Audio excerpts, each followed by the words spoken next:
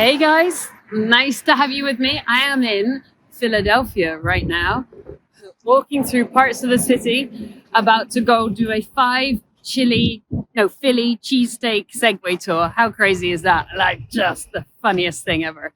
But I'm answering some of the questions you guys have recently given me. And this one is, how long did you work on your own before you got a team? And it might be because the person's asking because they're like, I don't know if I can do this all myself. And that's a really valid point. I'm going to address that in today's video. But first, let me say hello. My name is Susannah Cole. I run this YouTube channel. I also run the Good Property Company. And we did over £45 million worth of properties, sourced for an agreed purchase price of 30 million quid. I bought a lot of those properties, financially free now, travel the world, live in Barcelona and Bristol.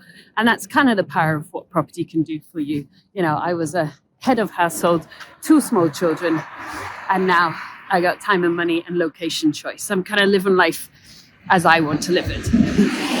Although this is an interesting place, part of Philly, I tell you. Oh my goodness. Whew. That's the kind of thing you see in a film, isn't it? And I've also created for you guys, while I'm traveling, a website so that you can download education immediately. You want to learn about flipping, you want to learn about deal sourcing, how to source discounted deals, how to deal package, how to get started, how to find investors. I got all of that. You can download packs, you can do academies straight away on my website. So it's a lot cheaper than if it was going to be mentoring. And I travel the world, and you get amazing education that is yours for a lifetime of the education we're both winning. And I want you succeeding, okay? So, question is how long was I on my own before I had a team? Well, my first 7 houses I bought while I was still working full-time. And then I slowly dropped down from full-time to 4 days a week. So really, I was solo to buy the first 7 houses, and they were £1.8 million worth of property at that time. They were all single lets, and my 7th, they were all single lets until my 7th, and that was my very first multi-let, and I was very, very scared. And I've still got that one now. So that was, and how did I actually buy them? I bought them with private finance. I had a little bit of savings of my own first, and then the rest, I borrowed private finance. I bought discounted, refinanced, and then paid the investors back. So buy, refurb, refinance, and rent out, and then the cash coming out of the properties then paid off my investors. Fine. It became quite clear to me that I needed more cash generating activities at the same time. So even though I was working with investors, I felt the biggest risk of everything was going to be, what if I can't pay my investors back? You know, I've only got plan A, which is I'm refinancing. What if that doesn't work? That's quite cute. I mean, quite an interesting part of Philly, I tell you. And that's obviously quite important. You know, I feel quite strongly that you pay your investors back. It's a real kind of moral thing, and it's a huge responsibility. And of course, your investors, people trusted me because I had that kind of attitude. And I felt that it was too dangerous for me to only focus on, well, I'm buying it discounted and I'm going to be able to refinance. What if it just didn't work? What if I got downvalued? What if the market changed? What if? I wasn't prepared to do these what ifs. So I knew I needed to bring in some cash generating activities, partly significantly as insurance to make sure I could pay my investors back. But I also wanted to bring in more cash. Why? Because I wanted to buy houses faster. Because I wanted to get in, buy my houses, get out, and then that was it. Oh, right. Traffic's finished. Job done. So I decided then to run a deal packaging business, and that was when I started to bring in other people. Because I bought my first 7 discounted, I'd evidence that I could buy houses discounted. I bought them for myself, I kept them myself, and I'd work with investors. So all I did was switch up the buying discounted for myself, buy, refurb, refinance, and rent out, and work with investors who lent me money to by finding discounted deals, matching them to investors, and paying a 5% fee. At that point, the first person I recruited was Ash. Woo! Philly's a noisy city. The first person I recruited was Ash, and he was a really good, enthusiastic, knowledgeable, loved property estate agent. And my recruiting words to him, because of course I was just a very small business, was what's the lowest amount you can live on and still be okay. So we did a kind of low base rate and then a bonus. And I think in one of his first years, he got some like 55 grand bonus. So he did okay out of that situation. But I think the first year he worked crazy hard. And then I brought in a head office person. And then somebody asked, could you please actually mentor me? And I was like, what? You want me to mentor you? So then we brought in a part-time person who was brilliant to manage the education diary. And then we brought it, and then we decided, and it was a really foolish move, to run a lettings business because we're doing deal sourcing. Oh, look at the skyline, that's quite nice. and it seemed to make sense at the time that we then manage all of our deal sourcing customers' lettings businesses as well. And actually, I didn't enjoy that business at all. I found landlords generally got a little bit tight, a little bit mean, a little bit, oh, for God's sake, we're replacing the toaster. No, I'm not going to get you 3 quotes kind of thing. So 6 months after going full time, which was 2 years after I started buying property, I brought in a team. So what's that mean for you?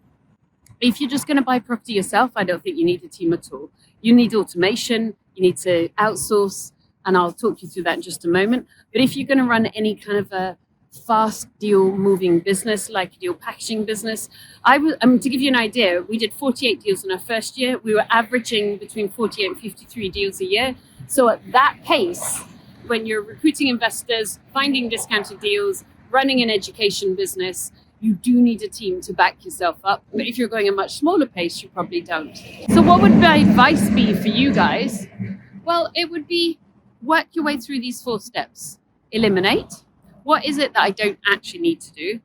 Then automate. So I now do a huge amount of automation. We use Arthur Online. We do use Calendly. We use Zoom. All of those kind of easy to manage programs written for people who are dunces at ITT like me. Then outsource, and I do quite a lot of outsourcing. I outsource generally through a website called upwork.com and only then delegate to the team. When I started, I immediately brought in scaling procedures and delegated to an internal team. Were I to do this again, I would eliminate, automate, outsource, and only then bring in team members. And the reason for that is just very simple. If you are outsourcing, people get paid on delivery. If you are delegating, people get paid to fill the seat, and then you provide them work, and then you've got to keep the discipline moving forward to make sure they're delivering all that work. And, I had amazing people that worked with me, and I had some right lazy gaffuncles that worked with me as well. So that just was a waste of my money and waste of my time and a bit irritating. So, you get both sides. Whereas if you outsource, if somebody isn't delivering for you, it's contractual, you just terminate the contract. So if you're going to grow a large business, you will definitely need a team. If you're going to grow a small business, eliminate, automate, outsource, and only then delegate. And that is really the kind of 4 golden steps. You will definitely need lawyers, accountants, bookkeepers, builders, planning people, building regs, surveyors. Who else will you need? Letting agencies, tenant find people, inspection people, handymen, washing machine repair people. But it depends whether you're doing it with a letting agent or not. But that's all outsourcing, isn't it? So you've got to grow an A-list team no matter what, but you can eliminate an awful lot of it, automate, outsource, and then delegate. There you go. It's probably more a personal story than a final, this is what to do. But there's what I did in running a deal sourcing business. So your lessons really are, why did you need a team? Cash, ironically. I need to bring more cash into my business for safety when I was working with investors. Why did you need a team? Cash. I needed more cash so that I could buy more houses. And then what is your process for being efficient? Eliminate, automate, outsource, and then delegate. Now, I don't have an internal team at all. It's first time ever. And in the most lovely way, I kind of like it. And the reason for that is I travel the world. I live half in Spain, half in the UK. So I've designed my business around how I want my life to be. So elimination, automation, and outsourcing are the three things I do. I don't do any delegation. I don't manage anybody anymore. And I quite like that freedom.